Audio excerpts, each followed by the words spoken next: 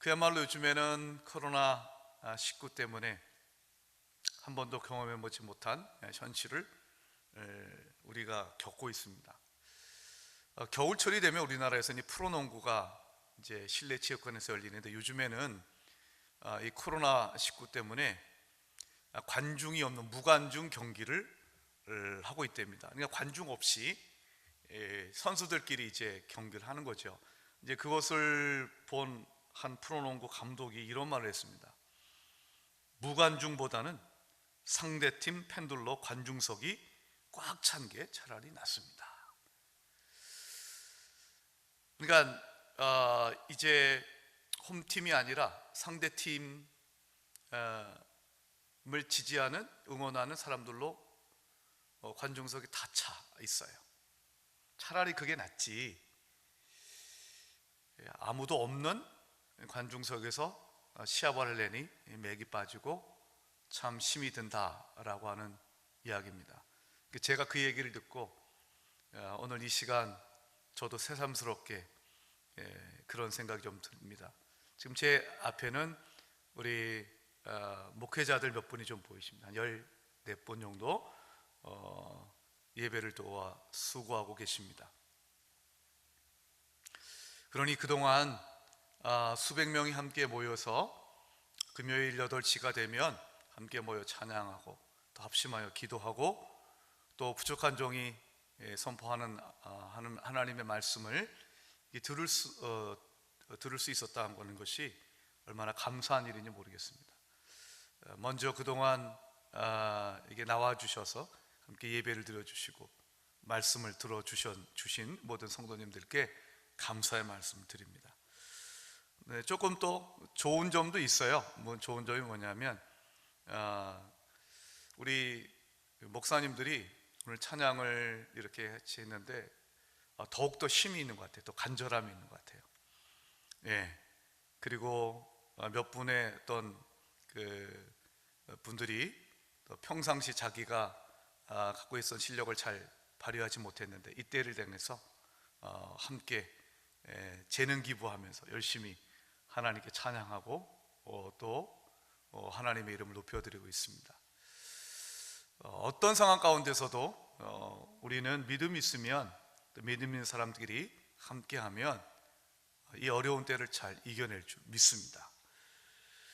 먼저 이 영상 예배에 대해서 잠깐 좀 말씀을 좀 드리도록 하겠습니다. 지금은 우리가 대면 접촉을 피하는, 최대한 피해야 되는, 보통 요즘에 언택이라는 말 쓰더군요. 언택, 접촉하지 않는다는 뜻인데 최대한 피하고 있는 시기를 지내고 있습니다. 덕분에 이제 온라인 소비는 이제 폭발적으로 증가하고 있다고 하지요. 본래 교회는 믿음의 성도들이 함께 지정된 장소에 모여서 예배하고 또 교제하는 콘택트, 그야말로 이 접촉을 해야죠. 교제를 해야죠. 만나야 됩니다. 그러나 현재는 그럴 수 없습니다. 또 그래서도 지금은 곤란한 지경에 이르렀습니다. 그러나 우리가 서로 접촉하는 것이 불가능한다 할지라도 하나님께 접속하는 것은 가능할 줄 믿습니다. 어디에 있든지 하나님께 접속, 믿음을 갖고 기도하고 찬양하면 우리는 하나님께 접속할 수가 있어요. 그 접속하기를, 하나님께 접속하기를 그쳐서는 아니 될 것입니다. 그럴수록 이제는 가정에서 드리는 예배, 가정 예배가 더욱더 중요한 시기가 되었습니다. 공예배는커녕 이제는 구역 예배도 드리기가 참 곤란한 지경에 이르렀습니다. 10사람 소그룹으로 모여도 사실은 안심이 되지 않지요.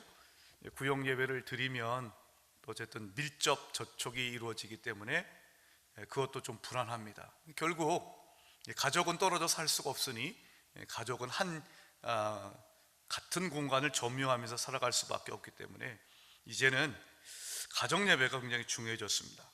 근데 문제는 제가 가만히 보니까 이 한국 교회에서는 이 가정 예배가 좀 익숙하지 않아요. 이스라엘 같은 경우에는 이 가정 예배가 굉장히 익숙합니다. 그들은 이제 안식일이 되면 이제 금요일 해가 저물면 금요일 저녁부터 이제 안식일이 시작되죠. 그러면은 가족들이 함께 식탁에 둘러 앉아서 기도하고 찬양하고 음식을 같이 나눕니다.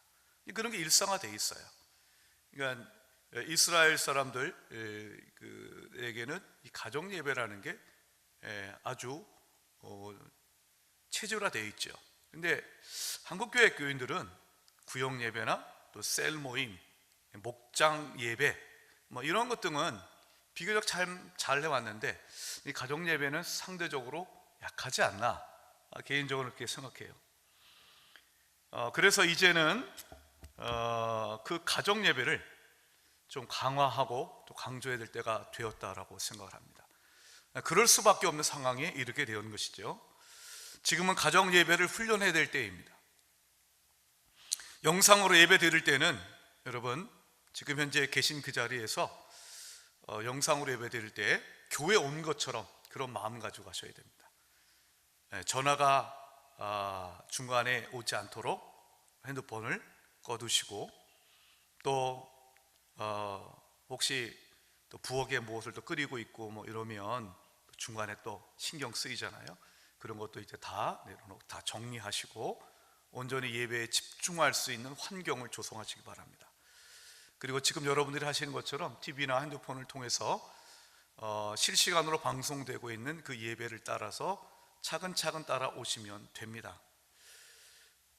그렇지만 또 이런 것도 한번 생각해 보실 필요가 있습니다. 영상으로조차도 예배를 드릴 수 없는 상황이 있을 수도 있지 않겠습니까? 그것을 가정에서 가정 예배를 좀 드리는 훈련을 해야 됩니다. 여러분 이제 해외에 이제 가족끼리 이제 여행을 갔을 때에 특별히 이제 주일을 끼고 이제 가는 경우가 좀 많이 있지 않습니까? 그러면 이제 여행 중에 주일을 보내야 되는데 이제 패키지로 여행을 갈 경우에는 그 패키지 일정에 따라가야 되잖아요. 그러다 보면 이제 주일날에도 아침 일찍부터 여행을 가게 됩니다. 그럴 때 사실 가족 예배가 이 그 몸에 배어 있지 않으면 그냥 한번 훌쩍 지나갈 수 있죠. 뭐 다음 주 주일날 가서 예배 드리면 되지, 그렇게 지나칠 때가 많이 있습니다. 이제 그런 건 사실 이제 가정 예배가 훈련이 되었지 않았기 때문에 그렇습니다.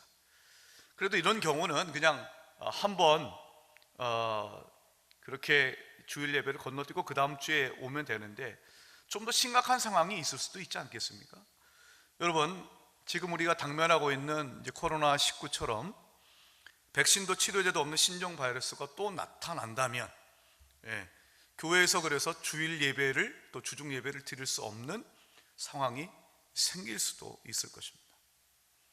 사실 2015년 메르스 사태가 있었을 때 여러분 그 메르스 사태가 종식된 이후에 이게 앞으로 이런 사태가 일어날 테니 앞으로 좀 대비 좀 해야 되겠다, 그런 마음을 갖고 계셨던 분이 과연 몇 분이나 계실까요? 별로 없었습니다. 근데 5년 만에 또 찾아왔습니다. 일부 전문가에 따르면 이런 신종 바이러스의 출현이 4, 5년 주기로 반복될 가능성이 높다라고 얘기를 해요.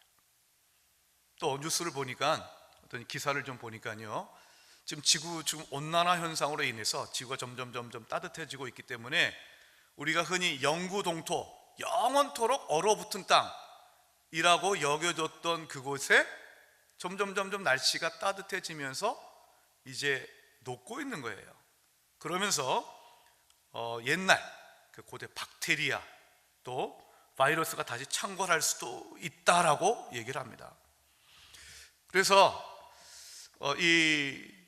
그 소위 전염병, 전 세계적인 전염병, 팬데믹이라고 부르는 것과 또 그리고 이 기후 온난화 현상으로 따른 이 지구의 변화, 더 나아가서 핵전쟁, 또 소행성의 충돌, 이런 것 등은 일반 사람들도, 전문가들이 예견하고 있는, 만약에 지구가 멸망한다면 그 요인으로 꼽히고 있는 대표적인 이유 가운데 이유들입니다.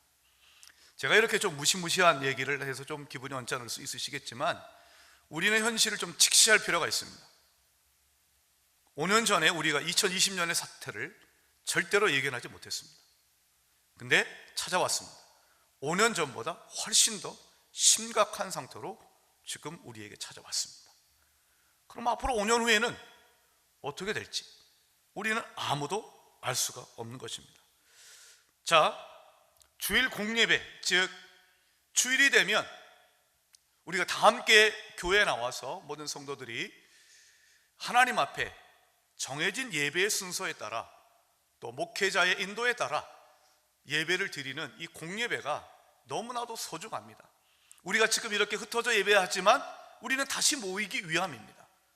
그렇지만 이제는 우리가 여러 가지 위급한 경우와 상황을 대비해서 목회자 없이도 예배를 드릴 수 있는 개인 경건 훈련, 큐티 훈련, 그리고 가정 예배, 이런 것들을 훈련해야 될 때라고 생각합니다.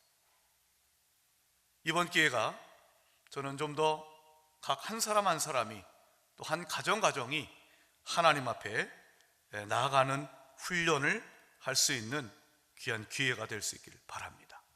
지금은 어떤 상황 어디에 있다 할지라도 바로 두세 사람이 내 이름으로 모인 곳은 나도 그들 중에 있느니라, 이 말씀을 굳게 믿들고 신령과 진정으로 예배할 수 있는 예배자로 서는 훈련을 하셔야 돼요. 안 그러면 우리는 우리의 영적인 상황이 어려워질 수 있습니다. 이제는 한 사람 한 사람이 신앙적으로 홀로 서는 이 신앙의 자율성의 문제를 심각하게 진지하게 고민하고 훈련해야 될 때라고 믿습니다. 두 번째로, 이번 사태를 경험하면서 저는 다시 한번 인간이 갖고 있는 유한함을 깨닫습니다. 여러분 모든 분들이 다 그러시겠지만 저 역시 2월달과 3월달에 잡혀진 모든 일정이 다 취소가 됐습니다. 누구와 만나는 약속, 어디 가서 강의하는 약속, 설교하는 약속이 좀 다 취소가 됐습니다. 여러분 우리 교회도 기도하며 준비했던 사실 그 수련회가 지금 다 중단됐습니다. 연기됐습니다. 취소되기도 했습니다. 모든 모임이 현재 다 연기 혹은 취소가 되었습니다. 지금 우리가 할 수 있는 거 아무것도 없습니다. 직장 나가야 되고 장사해야 되지만 그 외에 우리가 할 수 있는 것 아무것도 없고 지금은 해서는 안 됩니다. 사실 집에 갇혀 있어야 합니다. 답답하죠? 그러나 견뎌내야 합니다. 나서야 할 때와 물러설 때를 깨달아야 됩니다. 어떤 분이 그렇게 얘기하더군요. 지금은 바싹 엎드려 있어야 될 때다라고 얘기를 하더군요. 우리가 열방을 향하여 나가서 선교할 때가 있습니다. 우리는 지난 1월 달과 2월 초에까지 이르러서 7개 나라에 가서 열심히 선교했습니다. 열방을 나갈 때가 있습니다. 그러나 지금 하나님이 지금의 작금의 사태를 통해서 바라시는 것은 이제 열방을 나가서 열심히 전도했던 우리가 지금은 골방에 갇혀서 기도할 때라고 말씀하신다라고 저는 개인적으로 생각합니다. 지금은 골방에 갇혀 기도해야 할 때입니다. 저와 이제 부목사님들이 지난 이제 화요일부터 전화신방 외에는 대면 신방이 불가능하잖아요. 또 사람들이 모여놓고 이 강의할 수도 없잖아요. 수요 오전 예배, 저녁 예배, 새벽 기도 다 지금 중단됐잖아요. 그러니까 목사들이 할 게 뭐가 있겠어요? 그래서 예배를 드리고 있어요. 1339 하루에 3번 3가지 기도 제목을 넣고 기도하자 기도 캠페인을 했으니 우리가 한번 기도하자 그래가지고 하루에 3번씩 기도하고 또 말씀을 좀 나누고 있습니다. 아무것도 못하니 기도밖에 할 게 없어요. 어쩌면 이것이 우리에게 주는 중요한 교훈이 있을 수 있습니다. 예배 외에는, 기도 외에는, 하나님을 바라보는 것 외에는 어떤 행동도 지금은 할 수가 없습니다. 그럴 때입니다. 물론 여러분 선교하고 전도하는 거, 또 사람들과 함께 모여서 뭔가 으쌰으쌰 하는 것이 반드시 필요하지만 지금은 그럴 때가 아니랍니다. 지금은 무엇일까요? 그죠? 하나님만 잠잠히 바라봐야 할 때라고 하는 것입니다. 앤드루 보나르라는 목사님이 이런 말 한 적이 있습니다. 하나님은 그의 백성이 기도 외에는 소망이 없는 가운데 갇혀있기를 원하신다. 세상을 향한 교회의 능력은 바로 거기서 나온다라. 이런 말을 한 적이 있습니다. 우리는 지금 아무것도 할 수 있는 것이 없습니다. 우리가 할 수 있는 것은 기도입니다. 그때를 깨닫고 갇혀있기에 충실해야 됩니다. 그 갇혀있대, 그동안 못 봤던 TV 드라마, 몰아서 보기 이런 거에만 치중하지 마시고요, 하루 종일 TV 틀어보고 보면서 이제 어제와 다른 어떤 뉴스 속보 보고, 또 핸드폰을 보더라도 뉴스 속보 보고, 이런 것에 그치지 않고 머리만 지끈지끈 아프고 마음만 아플 뿐입니다. 그런 걸 봐야 되겠지만, 그러나 지금은 우리가 스스로 자신을 제한하고 가두고 기도해야 될 때입니다.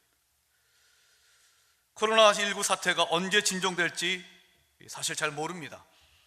우리가 2주 동안 3월 1일과 3월 8일 두 주일 동안 주일 예배를 중단했습니다만, 그리고 2주가 다 지난 다음에 3월 15일 주일부터는 정말 상황이 호전되어서 모든 성도들이 오랜만에 함께 나와서 즐겁게 하나님을 예배할 수 있기를 정말 바랍니다. 그렇지만 여러분, 꼭 그렇게 되리라는 지금 보장이 없습니다. 한 달이 갈 수도 있고 또 두 달이 갈 수도 있습니다. 상황은 예견할 수가 없습니다. 하루속히 회복되기를 바라지만, 그러나 조급해하지 말고 하나님의 때를 잠잠히 기다려야 됩니다.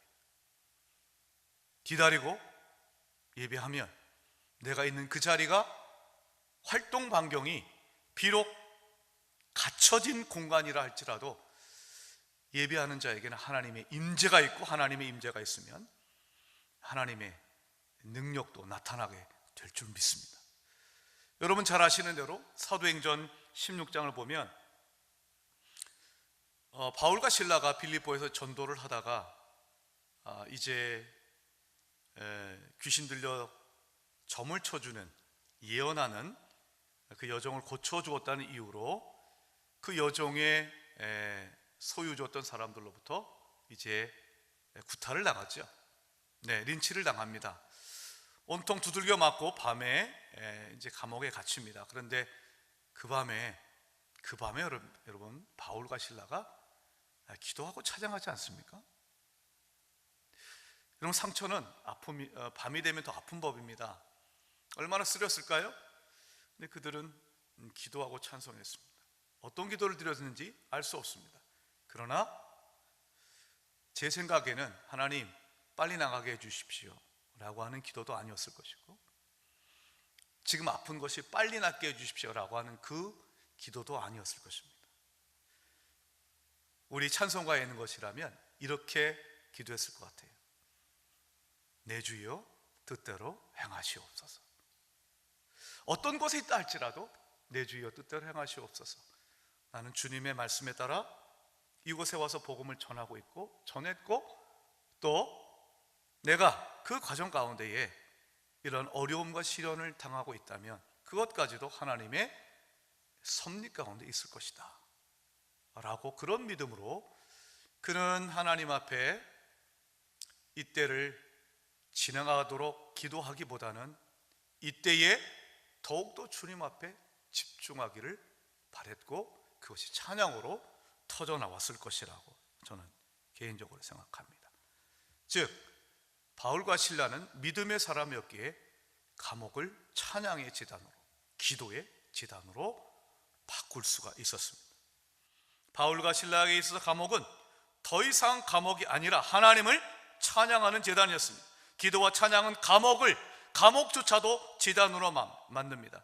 여러분, 저는 이 시간 이 영상으로 예배하는 모든 분들, 여러분 지금 있는 그 자리, 여러분의 거실, 여러분이 있는 그 집, 여러분의 처소, 여러분의 직장, 바로 그곳이 기도하고 찬양하는 곳이 되어서 감옥을 찬양의 제단으로 만들었던 이 바울과 실라처럼 여러분이 서 계신 그곳이 하나님께 기도하고 찬양하는 제단이 될 수 있기를 예수의 이름으로 축복합니다.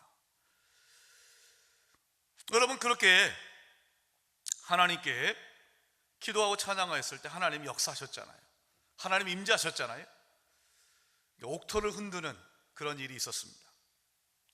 그 전에 먼저 바울과 실라가 기도하고 찬양하는 것을 죄수들이 들었다라고 되어 있습니다. 바울과 실라가 찬양하는 것을 들었다라고 되어 있어요. 밤중에 자고 있는데 누군가가 노래 부르고 있으면 어떻게 할까요? 조용히 입 닥쳐 그러지 않을까요? 근데 그들이 기도하고 찬양했을 때 그들은 들었습니다. 주의 깊게 들었습니다. 그들이 노래를 잘했기 때문이었을까요? 아니었습니다. 그것이 아닙니다. 그들의 기도와 찬양에는 범접할 수 없는 무언가의 힘이 느껴졌기 때문입니다. 영적인 파워였고 영적인 권위였습니다. 그래서 하나님의 임재를 뜻하는 것이죠.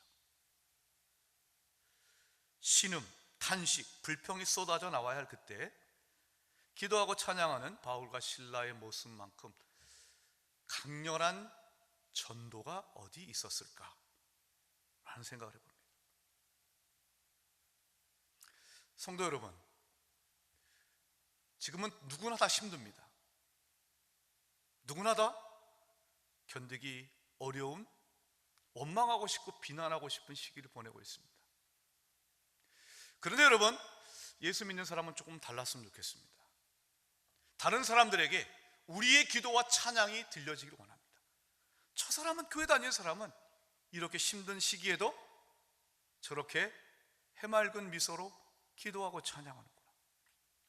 여러분, 저는 이 시기가 오히려 예수 믿지 않는 자들과 예수 믿는 자들의 차별성을 보여주어야 할 때라고 믿습니다.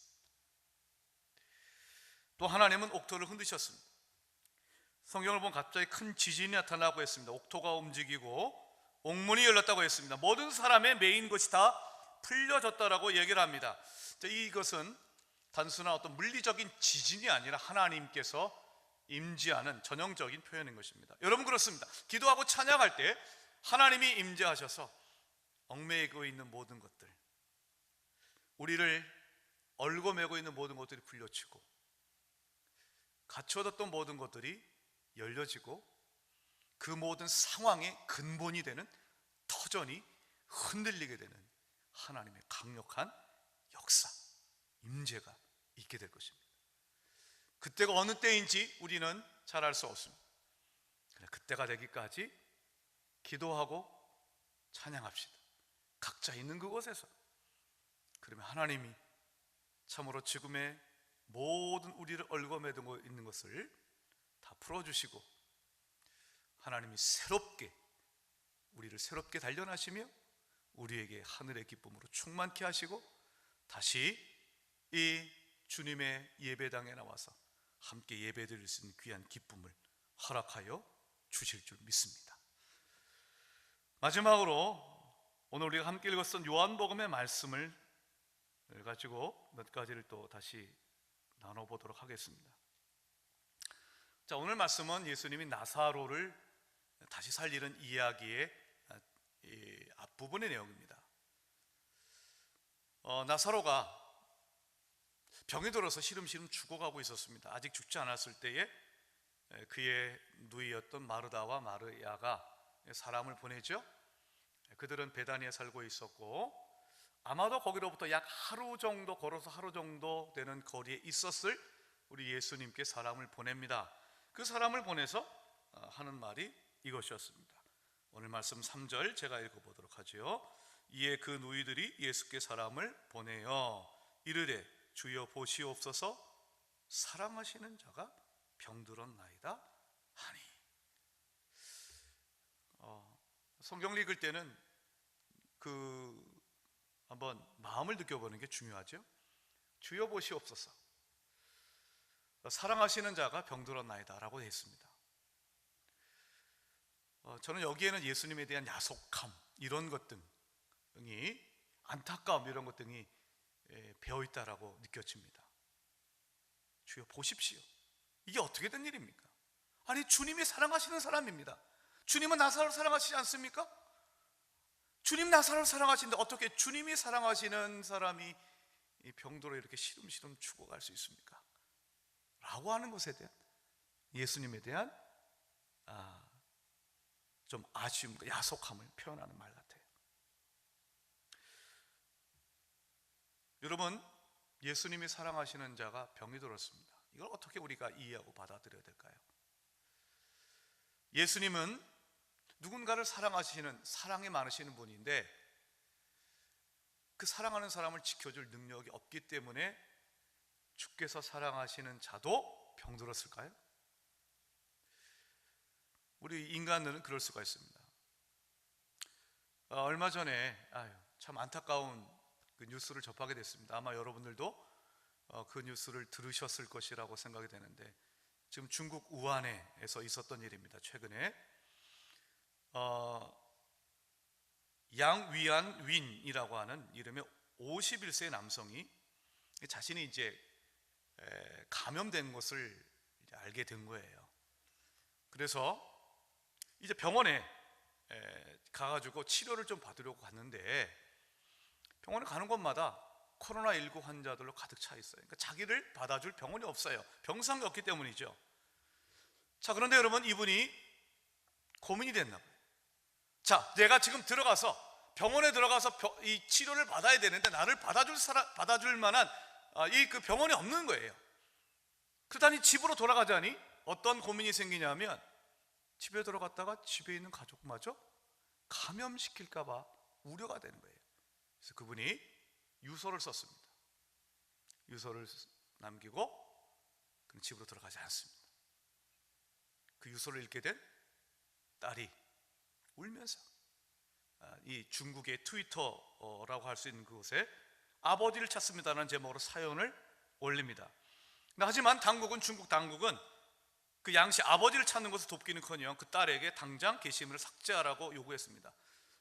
왜냐하면 이제 그것은 지금 중국 당국이 그 사람들을 수용할 만한 곳이 없다라고 하는 걸 인정하는 셈이 되게 될 테니까요. 이에 응하지 않으면 처벌받을 것이라고 얘기를 합니다.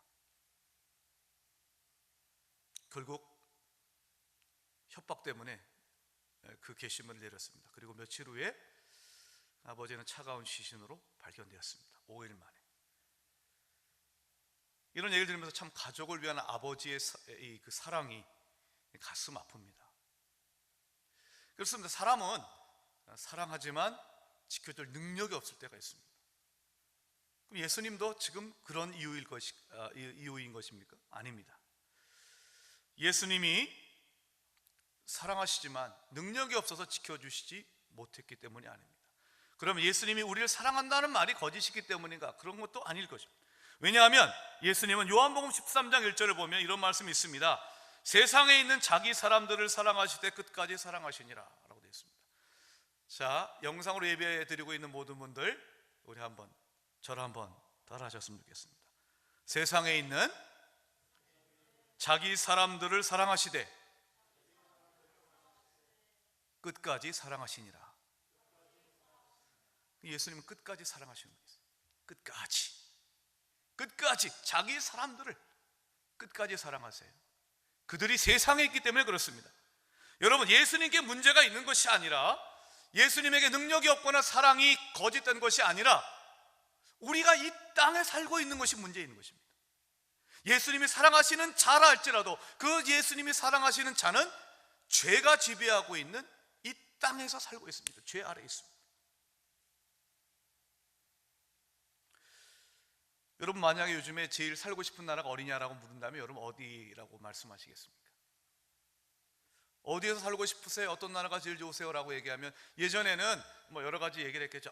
정말 국민소득이 높은 나라, 자연경관이 뛰어난 나라, 교육제도가 잘 된 나라 등등 얘기할 거예요. 북유럽이라든지 여러 가지를 얘기하겠죠. 캐나다, 호주 등등을 얘기할 거예요. 근데 요즘에 누군가 말하면 뭐라고 얘기할까요? 바이러스가 없는 나라, 그렇게 대답을 하지 않을까 이렇게 생각을 해요. 마음껏 숨을 쉴 수 있는 그런 나라, 나 그런 나라에 지금 가서 살고 싶다. 아마 이런 고백을 하시지 않겠나 생각이 됩니다. 근데 여러분, 그런 나라 이 세상에 없습니다. 인간이 이 세상에 있는 한 우리는 질병과 싸울 수밖에 없습니다. 유토피아라는 말이 있습니다. 보통 이상향 이렇게 얘기됩니다만 그 어원의 의미는 이 세상에 없다는 뜻입니다. 유토피아 할 때 유는 헬라어 우에서 왔습니다. not, 없다는 뜻이에요. 그리고 토피아는 토포스, 장소란 뜻입니다. 이 세상 어떤 곳에도 있지 않는 곳이라는 얘기예요. 그게 유토피아의 의미예요. 이 세상에 없어요. 질병으로부터 자유로운 곳이 세상에 없어요. 그런데 그 질병으로부터 자유롭고 죽음으로부터도 자유로운 곳이 있습니다. 그것은 어딜까요? 지금 이 세상에 있지 않습니다. 주님이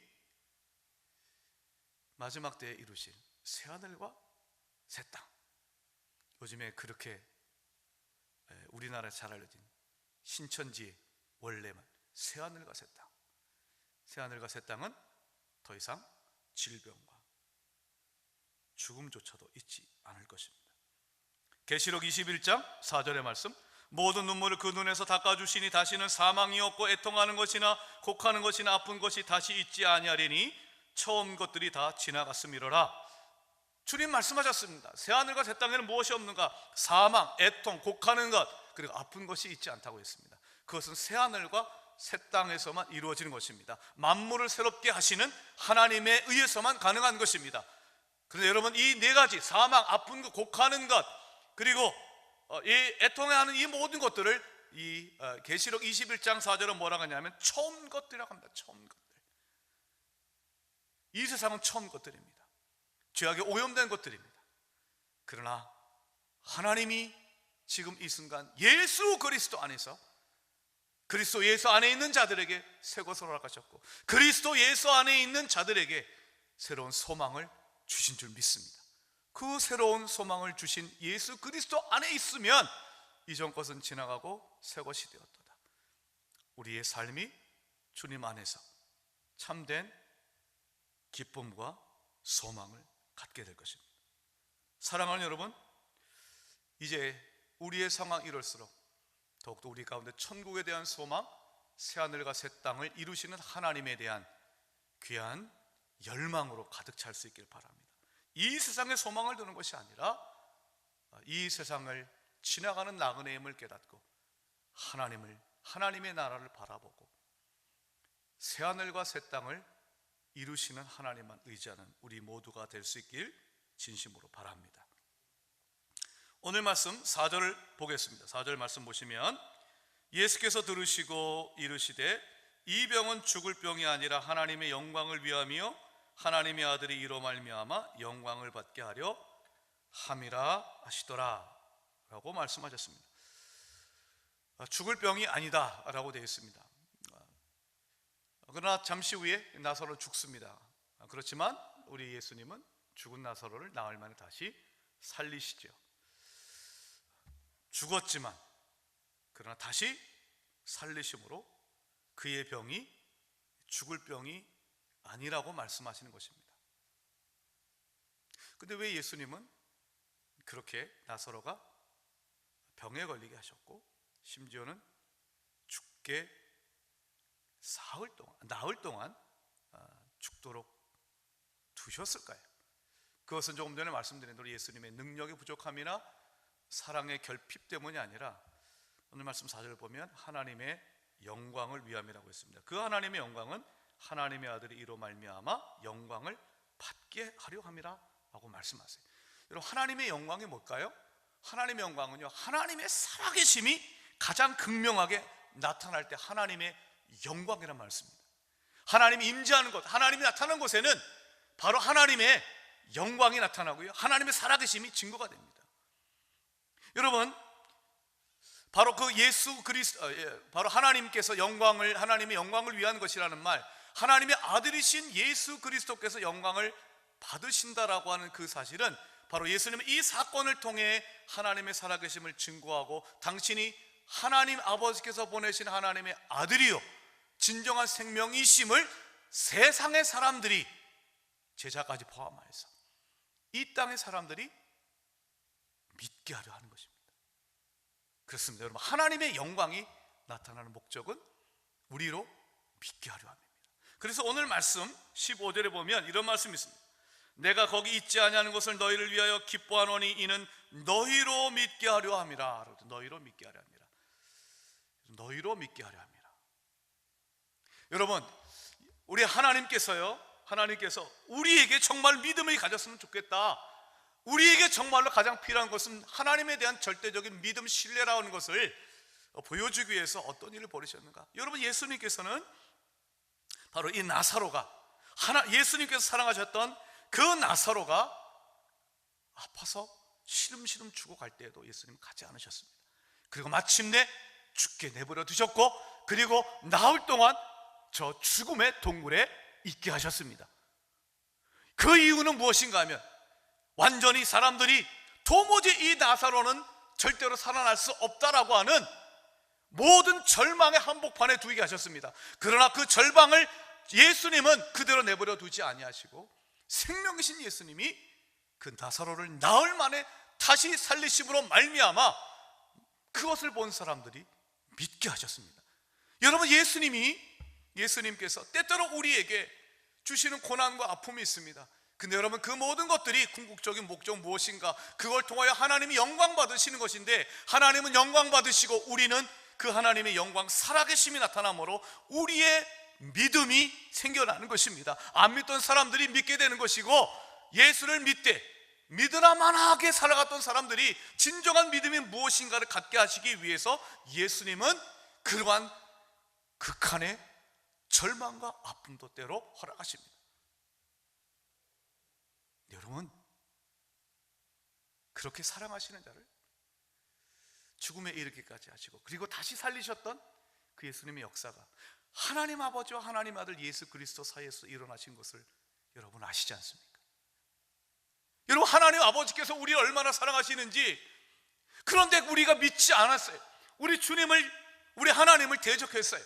그러자 하나님께서는 어느 지경까지 우리로 믿게 하시기 위해서 하나님은 역사하셨는가 하면, 당신의 아들을 이 땅에 보내셨고, 당신의 아들이 십자가에 달려 죽게 하셨습니다.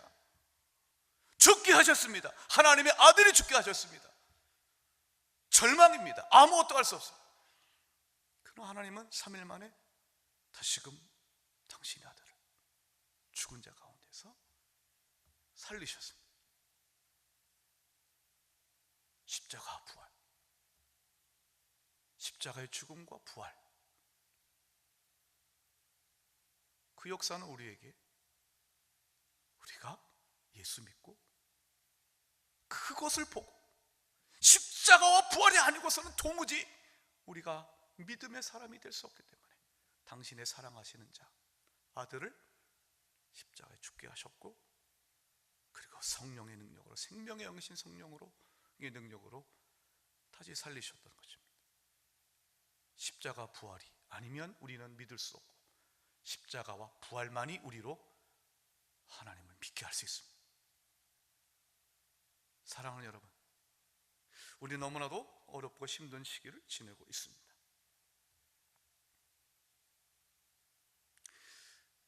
그러나 이 어려움까지도, 이 어려움을 통하여서도 하나님은 당신의 살아계심을 우리로 믿게 하실 것입니다. 주님은 살아계십니다. 주님은 지금 이 순간에도 우리와 같이 아파하시고, 우리로 더 믿음만이 우리가 살 길임을, 그 믿음을 주시기 위해 지금도 역사하고 계시다는 믿습니다. 최근 코로나19로 인한 작금의 현실에 대해서 몇 가지 견해가 있습니다. 목회 데이터 연구소라고 하는 데에서 500명을 대상으로 만 18세부터 69세 개신교인 중 현재 교회 출석자를 대상으로 지난 2월 24일과 25일 이양 이틀 동안 몇 가지 질문을 가지고 온라인 설문조사를 했습니다. 근데 그 질문 가운데 이것이 있었습니다. 자, 코로나19에 대한 어떻게 일어난 것이냐에 대한 질문이었습니다. 코로나19는 어떤 것이냐에 대한 것인데, 세 가지 답변이 왔습니다. 첫째는 단순한 전염병일 뿐이다. 65%, 응답자의 3분의 2가 그냥 단순히 전염병일 뿐이다 라고 얘기합니다. 그러나 28%는 인간의 탐욕을 반성하고 나의 죄, 우리의 죄를 회개하여 성찰할 수 있는 기회다라고 대답을 했습니다. 그리고 7%는 기독교를 박해하고 있는 중국 정부에 대한 하나님의 징계라고 대답을 했습니다. 근데 신앙의 수준별을 보면, 즉 최근에 예수를 믿게 된 사람들일수록 단순한 전염병으로 믿는 사람들이 더 많았습니다. 87%가 단순한 전염병이다라고 믿었습니다. 그러나 신앙의 연륜이 깊어지고 신앙이 소위 성숙하다라고 말할 수 있는 사람일수록 이것은 하나님이 우리를 바라보고 죄를 회개하며 하나님을 의지하게 하려는 하나님의 섭리가 있다라고 대답을 하였습니다. 분명 우리는 지금 일어나고 있는 코로나19 사태가 의학적 전염병, 의학적으로 관찰될 수 있는 전염병인 것이 분명합니다.